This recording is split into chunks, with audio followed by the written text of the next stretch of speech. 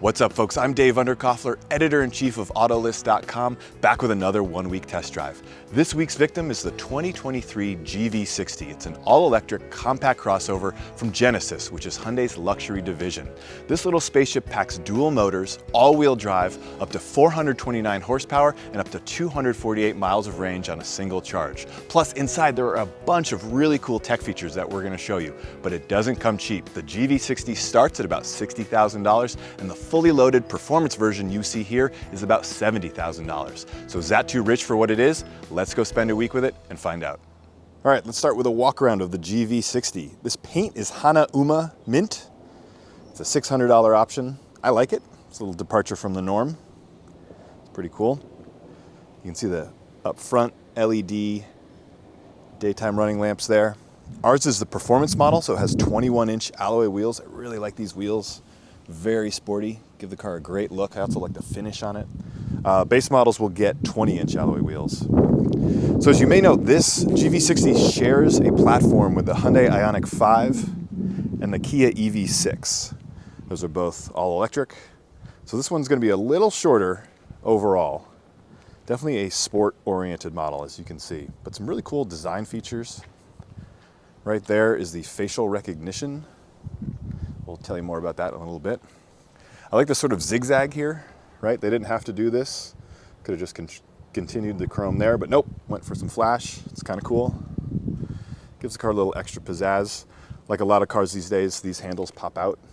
They will be flush against the car when it's locked. Move to the back. Yeah, overall, very sporty, right? This is form over function. You can see by the profile there.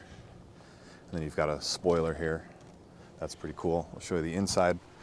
Good amount of cargo space for what it is. You can see there. The seats obviously are split 60-40 and fold, almost flat. So I've got my bag there. Check out the interior. And then close it back up. So yeah, what do you guys think? Do you like this? Is it what you would expect from a luxury, sporty crossover? Let us know in the comments below. All right, before we show you the interior, people always ask, is there a frunk? Not all EVs have frunks these days, right? It's not a given. This one, oh boy, barely. I'll show you the inside. So under there, kind of looks like a traditional engine cover of a modern car. But you lift that up, ooh, that's a wee frunk. That is very small. But it's not nothing, I guess, right? Little cargo net. So there you have it. That's as much frunk as you're gonna get in the GV60. All right, so as I mentioned earlier, the GV60 has a feature I've never seen before in a car, and that's facial recognition. It basically allows you to get into the car without your key. However, you can't start it, and I'll tell you why in a minute.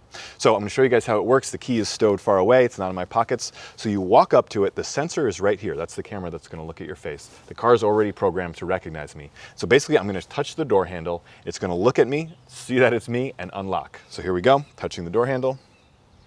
Little wheel is spinning, it's looking at me.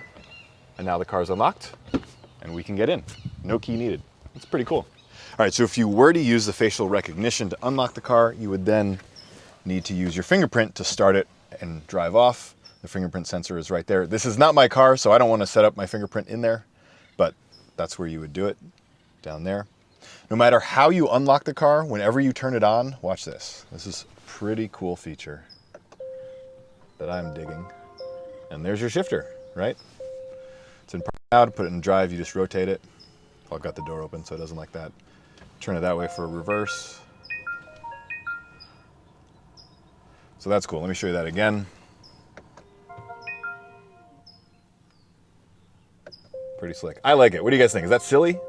Let me know in the comments below if you like it or think it's silly. Otherwise, both models are going to look like this inside. You've got a 12.3-inch touchscreen here and then a 12.3-inch digital display for the instrument panel there. Our model is the performance version, so it has Nappa leather seats that are then heated in the back. The base model, if you want to call it that, just has normal leather seats, but they are heated and ventilated up front on both versions. You also will get on both models the glass roof. It's very nice. This car has a heads-up display. You can't really see that. Infotainment system's really nice. Works well. You've got a variety of ways to use it. This is a touchscreen here. You also can use the rotary knob. That's pretty cool. And then you've got some physical buttons down here. The one thing that's driving me nuts though, $70,000 car. It has Apple CarPlay and Android Auto, but it's not wireless. You have to use a cord and plug it down there. You would think, look, this is the future. It's all electric. But nope, you still have to use a cord. That's frustrating. Otherwise, really nice interior. You got the climate control down here. This is a touchscreen, so you can control where the air is headed by that touchscreen. Fan speed there. You do have a physical button. Turn that down. You do have a physical button for the temperature. Also, the performance version gets a microfiber suede headliner. It's a nice little touch, but definitely don't need it. Other little things that are kind of cool. This is a reflective strip kind of running throughout the car. It's in the seats too. You can sort of see it down here. Just something you don't see every day.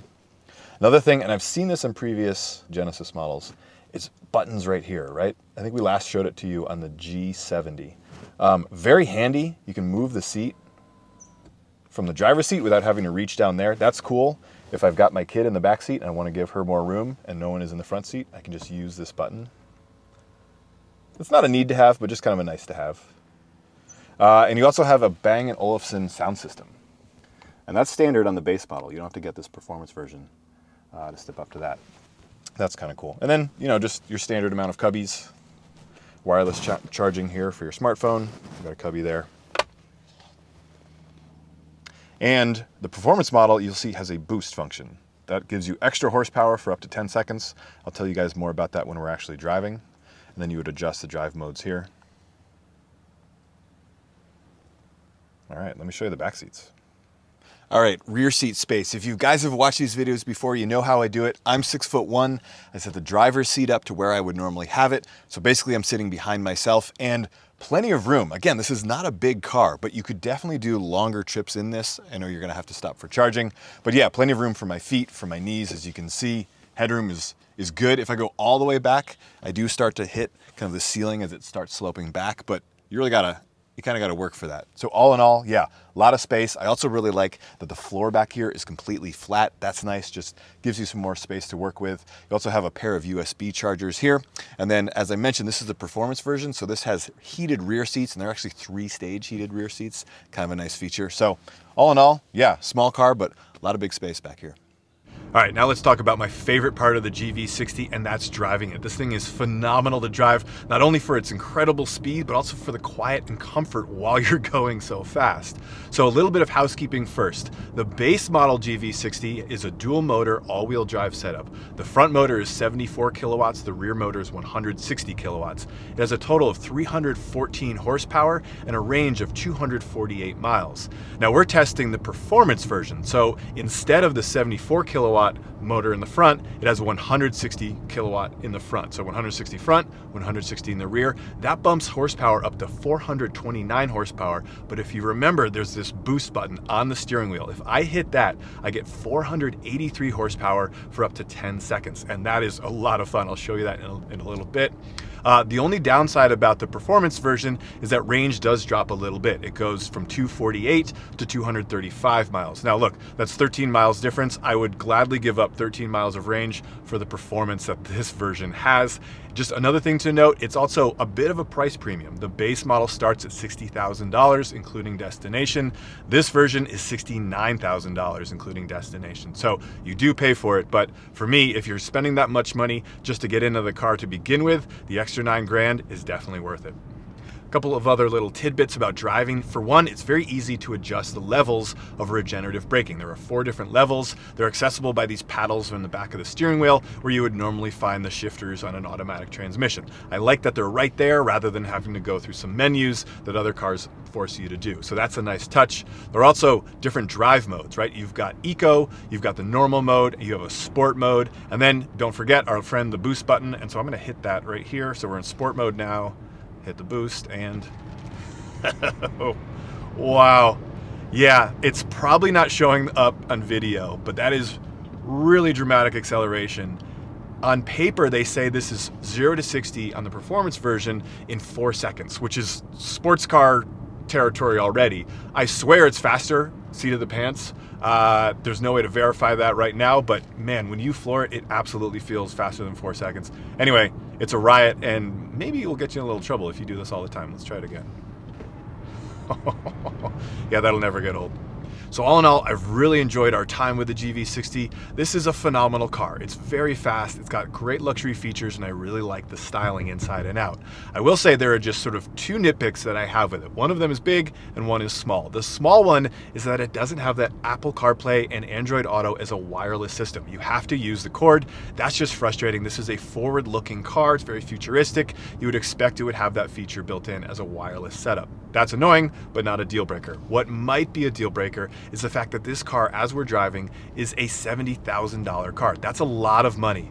And I will say, I know the Tesla Model Y can command that price if you were to buy one new right now, but I just don't think Genesis quite has the brand equity as Tesla in order to command that kind of money for this car. It's not a big car. It doesn't really have the presence that you might hope a $70,000 car would. And I know that price doesn't include any state or federal tax credits, so certainly take that into account. But to me, that's the main flaw of this car. Not quite sure it's worth the price. All right, folks, there you have it, our 1-week test drive of the 2023 Genesis GV60. Pros, well, there are a lot of them. This is a stylish car. It's a lot of fun to drive, and it's got some great tech and luxury features inside. Cons, well, it's not big, and the price is expensive. $70,000 as you see it here, before any state or federal tax credits. So for reviews or listings of this car or anything else you're shopping for, be sure to check out Autolist.com. And if you're new to the EV space and are looking for some information or just general buyer's guides, go to Autolist.com/guides. And before you go, like and subscribe to this channel so you can get alerts on all of our future updates. We'll see you out there.